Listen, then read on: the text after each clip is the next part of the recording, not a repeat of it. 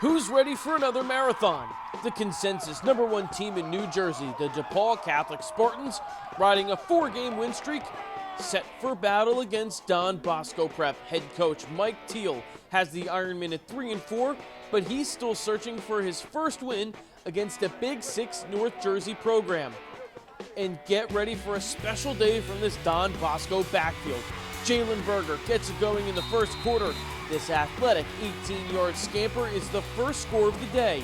Don Bosco leads 7-0 early, and a Kyle Monangai touchdown run later in the quarter puts the Ironmen up 14-0 after the first frame.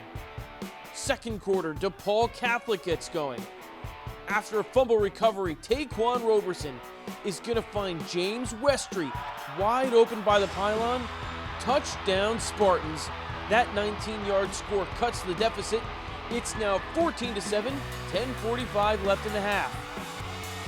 Bosco marches the field on their next drive. It's capped off by a 32-yard Guy Fava kick. The Ironmen lead 17-7, 4 minutes to go in the half. And here comes DePaul on the next drive. Taquan Roberson is so smooth in the pocket. He finds Chris Conti down the sideline for a big-time 42-yard catch. Conti gets it going down to the 2-yard line. Penalties will push DePaul back, but it does not matter. Roberson, he is automatic. From the 17-yard line, finds Sean Kelly out of the backfield. Kelly does the rest, and he's good to go. DePaul Catholic goes into the half trailing. It's 17-14.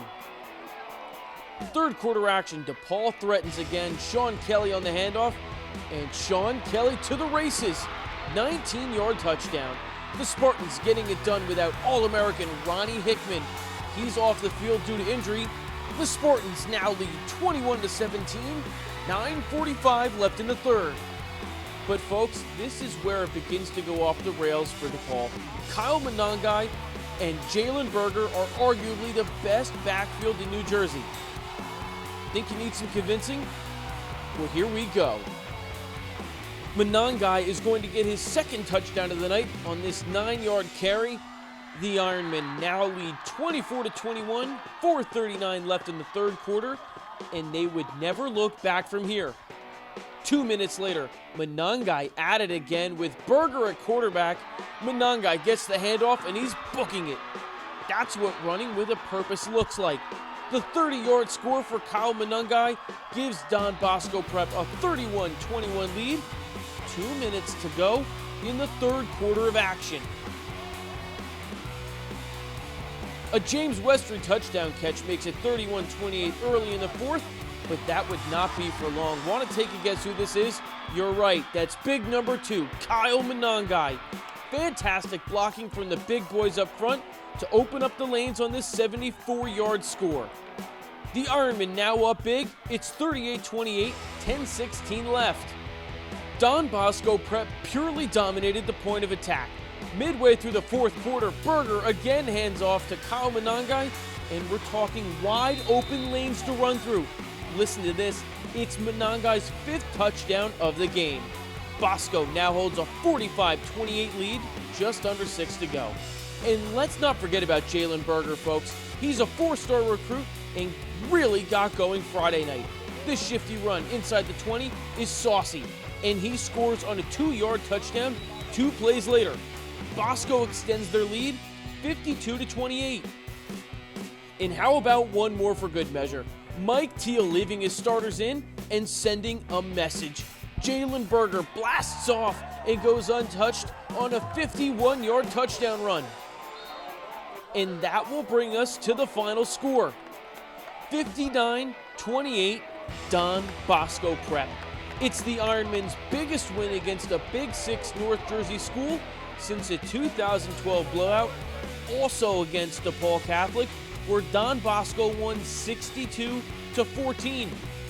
Simply put, Monangai and Berger were masterful in this game. Folks, this is not a typo. They combined for 483 yards and 8 touchdowns on the ground. Bosco now improves to 4-4 on the year, and DePaul Catholic falls to 6-2. Players along Don Bosco's sideline kept telling me after this game, don't call it an upset. Don't call it an upset. Because in their eyes, it really wasn't.